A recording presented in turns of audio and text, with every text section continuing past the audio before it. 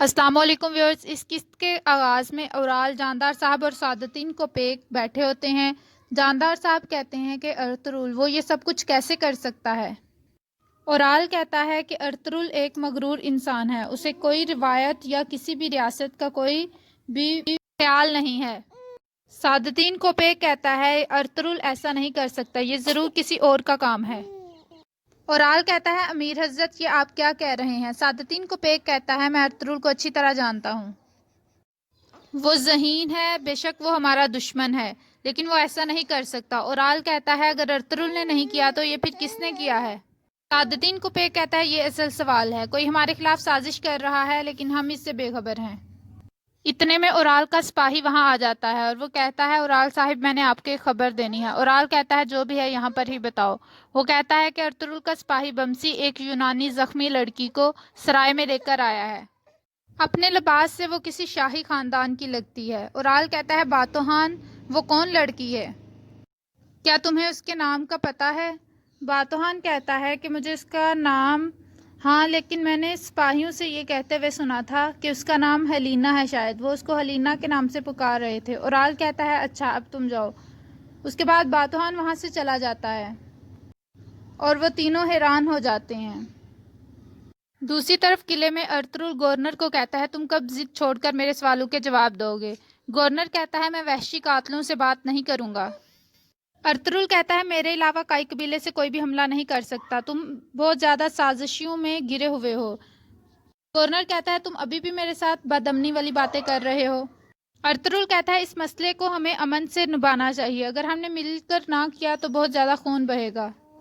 Ertugrul کہتا ہے تم نے سیمون کا استعمال کیا ہے، تم نے ترک قبائل کو لڑانے کے لیے اس کا استعمال کیا ہے یا نہیں کیا ہے؟ گورنر کہتا ہے ہاں میں نے کیا ہے، سیمون میرا بھی دشمن تھا لیکن میں تم لوگوں سے نمٹنا چاہتا تھا۔ اب تم مجھ سے کیا چاہتے ہو؟ ارطغرل کہتا ہے کہ اگر تم نے مجھے سچ نہ بتایا جو میں جاننا چاہتا ہوں تو تمہاری بیٹی اگر ہمیں مل بھی گئی تو میں اسے آپ کے پاس واپس نہیں لے کر آؤں گا، اور اگر میں نے لانا بھی چاہا تو جو تمہاری بیٹی کو مارنا چاہتے ہیں وہ اس کو یہاں پر نہیں لانے دیں گے، اس لیے میں جو پوچھ رہا ہوں تمہیں ان سب باتوں کا سچ سچ جواب دینا ہوگا۔ دوسری طرف ہانلی بازار میں سرائے میں ترگت پہنچ جاتا ہے۔ ترگت کو آرتک صاحب وہ تیر دکھاتے ہیں۔ ترگت وہ تیر دیکھتا ہے اور کہتا ہے یہ تو کائی تیر ہے لیکن اس کو چلانے والا کائی نہیں ہے۔ آرتک صاحب کہتے ہیں جس نے بھی یہ کیا ہے وہ ہمارے درمیان بدامنی چاہتا ہے، انہوں نے اصل میں ارطغرل صاحب کو نشانہ بنایا ہے۔ دوہان کہتا ہے ہم اس لڑکی کو اس کے باپ کے پاس لے جاتے ہیں اور پھر ہم ارطغرل بائی کو بچا کر لے آتے ہیں۔ بمسی کہتا ہے اگر ان سازشیوں نے ہمیں اس لڑکی کو قلعے تک لے جانا نہ چاہا تو پھر ہم کیا کریں گے؟ ترگت کہتا ہے کوئی بھی نہیں جانتا کہ لڑکی یہاں پر موجود ہے، لیکن پھر بھی ہمیں محتاط رہنا پڑے گا۔ آرتک صاحب کہتے ہیں کہ آپ کو کوئی اور راستہ ڈھونڈنا پڑے گا جس کے ذریعے آپ قلعے پہنچ سکے، کیونکہ یہ بدامنی پھیلانے والا ضرور قلعے میں ہی موجود ہوگا۔ ترگت کہتا ہے ہم کالا چائسر کو ارطغرل بائی کی قبر نہیں بننے دیں گے، ہم اس لڑکی کو اس کے باپ کے حوالے کر کے ارطغرل بائی کو بچا لیں گے۔ آرتک صاحب عبد الرحمن کو کہتے ہیں کہ حلیمہ اور ہائمہ خاتون سے ایک کائی لباس لے کر آؤ، ہم اس کو ترک لباس میں وہاں پر لے کر جائیں گے۔ دوسری طرف سعادتین کو پیک اورال کو کہتا ہے جس کسی نے بھی یہ کیا ہے وہ ضرور قلعے کے اندر موجود ہے، یہ کسی کا منصوبہ ہے۔ اورال کہتا ہے وہ کون ہو سکتا ہے؟ سعادتین کو پیک کہتا ہے کوئی ایسا جو کہ گورنر کی جگہ لینا چاہتا ہو، اور وہ ضرور وہ نوجوان سپہ سالار ویسولیس ہوگا۔ اورال تم سوچ سمجھ کر منصوبہ بندی کرو، تمہیں فوراً جانا ہوگا اور ویسولیس سے بات کرنی ہوگی، لیکن اس سب میں میرا نام نہیں آنا چاہیے۔ اورال کہتا ہے آپ فکر نہ کریں ایسا نہیں ہوگا۔ سعادتین کو پیک کہتے ہیں بہت خوب، اگر تم ارطغرل کو مار نہیں سکتے تو تم اس طرح ارطغرل کو مروا ضرور سکتے ہو۔ دوسری طرف کائی قبیلے کا منظر شروع ہوتا ہے۔ ہائمہ خاتون اور حلیمہ خاتون خیمے میں موجود ہوتی ہیں۔ حلیمہ خاتون ہائمہ خاتون کو کہتی ہیں کہ مجھے کچھ بے چینی ہو رہی ہے۔ ہائمہ کہتی ہیں کیا مسئلہ ہے؟ وہ کہتی ہیں کہ اسلحان خاتون کی شادی جاندار صاحب ارطغرل کے ساتھ کروانا چاہتے تھے۔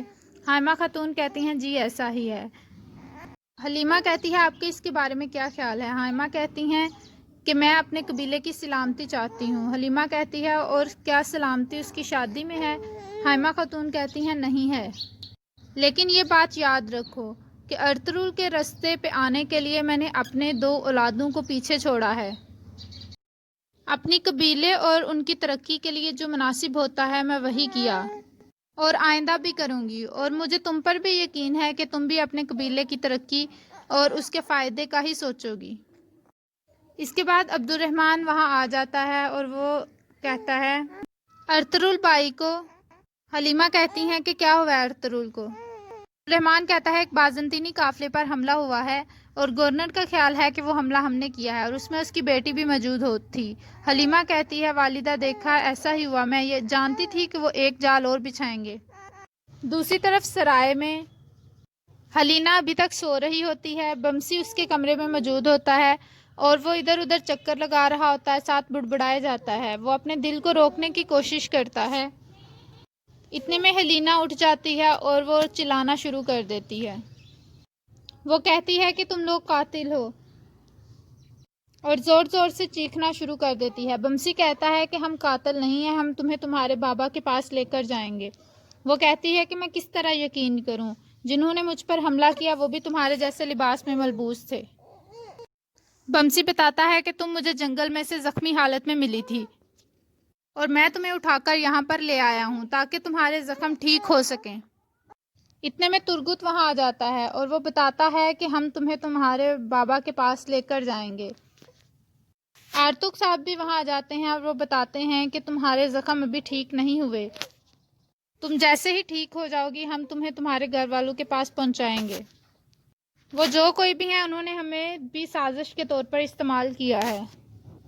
حلیمہ کہتی ہے کہ میں تم لوگوں پر کس طرح سے یقین کروں؟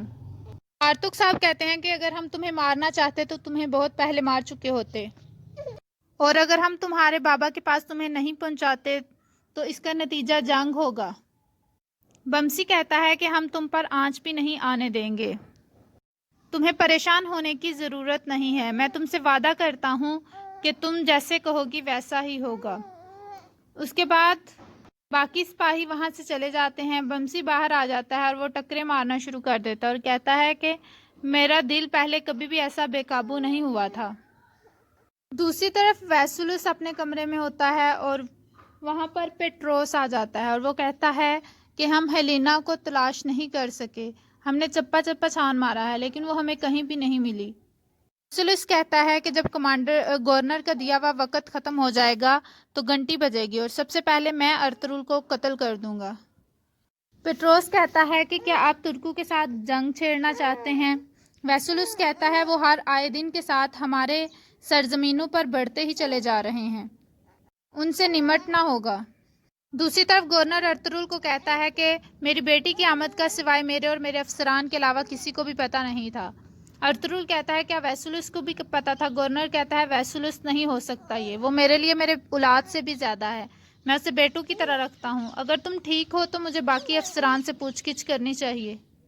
ارطغرل کہتا ہے میں معاملے کی تہہ تک جاؤں گا اور اگر میں تمہاری جگہ ہوتا تو میں ویسولس پر شک کرتا۔ گورنر کہتا ہے کہ ویسولس یہ سب کچھ نہیں کر سکتا، وہ میرے بیٹے کی طرح ہے جیسا کہ میں بتا چکا ہوں۔ گورنر کہتا ہے نہیں، ویسولس غدار نہیں ہو سکتا، ایسا نہیں ہو سکتا۔ دوسری طرف جاودار قبیلے کا منظر شروع ہوتا ہے۔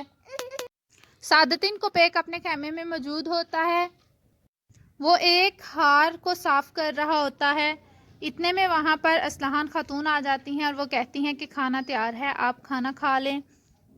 سعادتین کوپیک کہتا ہے کہ میں نے تم سے کچھ بات کرنی ہے، یہاں پر بیٹھو۔ وہ کہتے ہیں کہ میں تمہیں ایک خوبصورت ہار تحفہ دینا چاہتا ہوں اور یہ ہار صرف اس پر ہی سج سکتا ہے جو کہ انتہائی خوبصورت ہو، اور جب میں نے تمہیں دیکھا تو مجھے لگا کہ یہ ہار صرف تمہارے لیے ہی بنا ہے۔ اس کے بعد وہ ہار اسلحان خاتون کو پہناتا ہے اور اسے کہتا ہے کہ تمہارے پہننے سے اس کی چمک دمک بڑھ جائے گی۔ اسلحان خاتون وہ ہار قبول کرتی ہیں اور سعادتین کوپیک کو کہتی ہیں شکریہ، لیکن وہ اس تحفے سے کچھ خوش دکھائی نہیں دیتی ہیں۔ سعادتین کوپیک اسلحان خاتون سے اور بھی بات کرنا چاہتا ہے لیکن اسلحان خاتون کہتی ہیں کہ بابا میرا انتظار کر رہے ہوں گے، مجھے چلنا چاہیے۔ یہاں پر ہی اس قسط کا اختتام ہوتا ہے۔ ویڈیو پسند آئے تو لائک کریے گا، کمنٹ کر کے بتائیے گا کیسی لگی آج کی ایپیسوڈ۔ تھینک یو، دعاؤں میں یاد رکھیے گا، اللہ حافظ۔